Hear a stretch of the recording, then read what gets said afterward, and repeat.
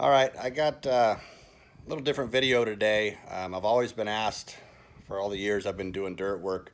People ask me, have you ever found anything cool when you've been digging? What are some of the things you found? I found a lot of things. Some of them worth value. Some of them just kind of worth interest to me. When I was a kid, I used to dig a lot with shovels, obviously, with my grandma, looking for old bottles. And the town I grew up in, McCallum Hill, in the 1800s was a pretty booming place for gold. And it was almost actually the capital of California in the late 1840s. And well, anyway, during that time, there was a lot of prospectors and Chinese workers that were looking for gold. So when we're looking for these bottles, these dump sites, and nowadays we have refuse places where you're supposed to take the trash and they bury it. But back then you just find a gully or a ravine and you would just throw your trash in. And back then the trash was a lot different than today. There was no plastics, obviously, but everything was either tin or metal or glass. And the bottles back then, everything came in a bottle. Your medicine, and they were glass bottles. Your medicines, your fragrances for male or female, whatever cologne you were wearing, cough medicines, all that stuff, whiskey, booze, all came in bottles. So I would dig for bottles with my grandma around McCallum Hill, and I thought it was just the coolest thing ever. You find something that's over 100 years old that's been there and nobody has seen since it was buried. And anyway, while digging, I do find a lot of bottles. Here's some of them here, just a few of them. I have a lot more in the house, but actually in the shed. Here's one here. It doesn't have a name on it or what type it is, and it was actually carried in it.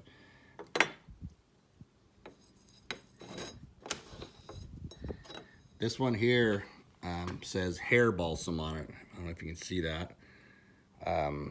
It says it's Parker's brand, and the bottle was manufactured and shipped from New York. It says New York on there. And this one's actually in real good shape. There's no chips out of it. It's got oxidation on it. That's the white stuff just from being buried in the dirt and not getting oxygen for a long time. Anyway, that one's pretty cool.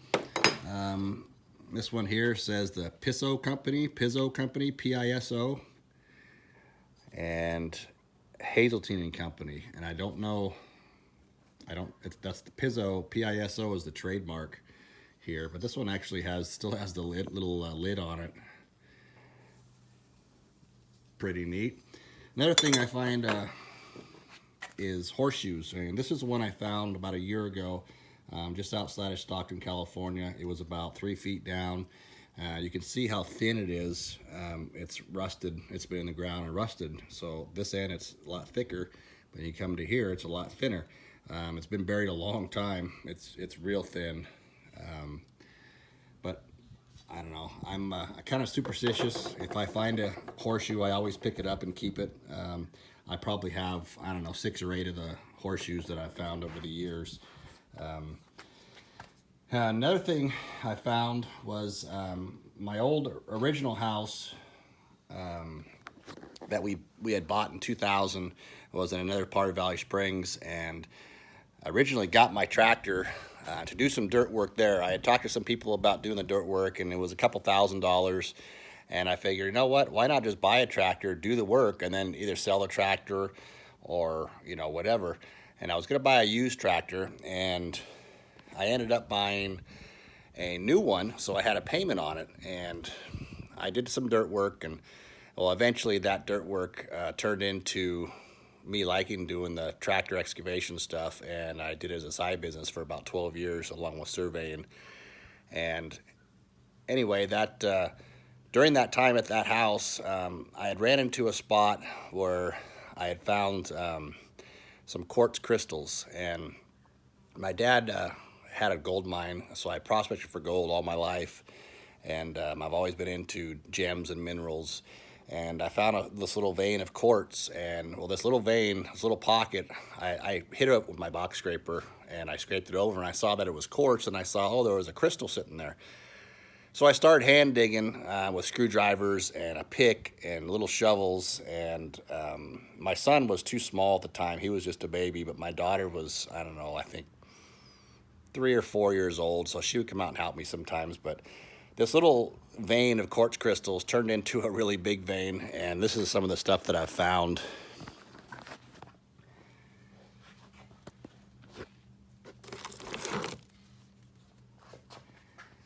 So these are quartz crystals, and they have green chlorite in them. I don't know if you can see or not, but that green fuzzy stuff in there is called green chlorite, and it really makes some neat patterns in the crystals.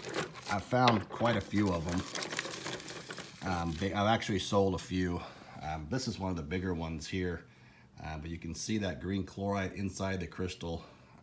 Really kind of neat. A lot of people are really into crystals. Like I said, I've sold a few of them, but I've never even taken to like a show or anything like that to sell them. But anyway, that one pocket of crystals turned into a pretty big pocket, and I found a lot of them, all different sizes, from small, tiny ones up to 7-8 inches long. Most of them all have good points on them.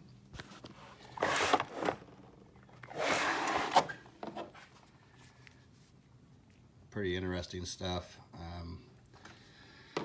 Here's some more. This one hardly had any of the green chloride in it, but it was a really neat point. It's really heavy, as you can see. It's about as big around as my wrist. This is called a cluster.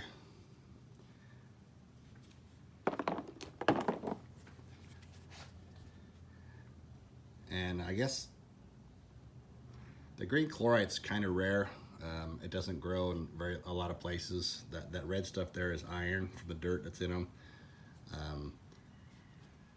But I have a lot of them that are just really, I've never seen a lot with the chloride in them like I have. But they're just pretty neat stuff. This is a double-sided, double-terminated point here. It's got a lot of the chloride inside of it as well. I don't know how well that turns out on the video, but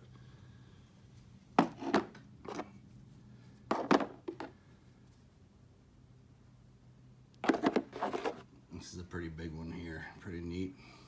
And there's some other stuff that I found. All these drawers are full of little small ones that I've put in little baggies.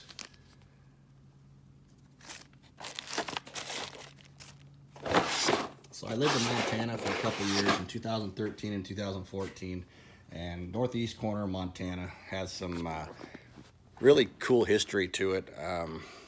Obviously, there was Native Americans there, Indians were there, back in the day, so there was a lot of artifacts from them. Also, buffalo.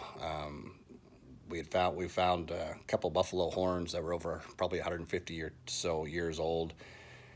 Also, we found, when I was digging there, a lot of petrified wood. So this is a small piece of petrified wood. I found a lot of it, different sizes. It's hard. I mean, it feels like literally like a rock, but you can see the wood grains in it. That's pretty neat.